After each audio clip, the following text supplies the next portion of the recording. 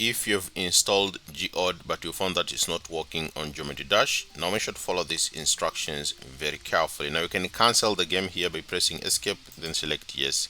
Now if you go to the Geometry Dash here on the Steam page, you can see they just released a small update yesterday, which is update 2.2081. Now if you go to their website for Geode, if you go to this website here, as you can see, they say a new update for Geometry Dash version. This one was recently released, and because of that, Geode is currently broken. We are working on fix it, but please be patient. Now they show here why. Every new update to Geometry Dash breaks Geode. This is inevitable and due to low-level technical issues. Luckily, we have developed the tools over the years that make updating Geode a lot faster and simpler, but it still does require at least a few days of manual labor.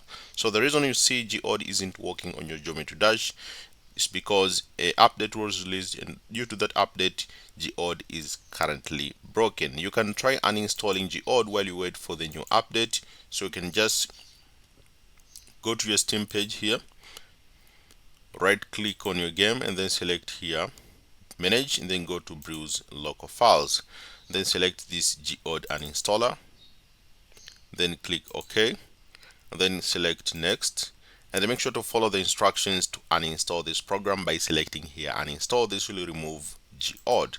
After removing Geode, keep coming on this site here. I'll put it on the description of this video so that you can check if the issue was resolved. But if you see this notice which say a new update for Geometry Dash version, this one was recently released, and because of that, Geode is currently broken. We are working on fix it, but please be patient. You'll have to wait until the issue has been resolved. So that's it. It's not about a device or maybe internet, but the issue is just on their end.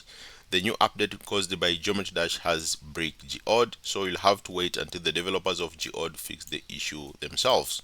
Thank you so much for watching this video, and I hope this has helped you, and see you next time.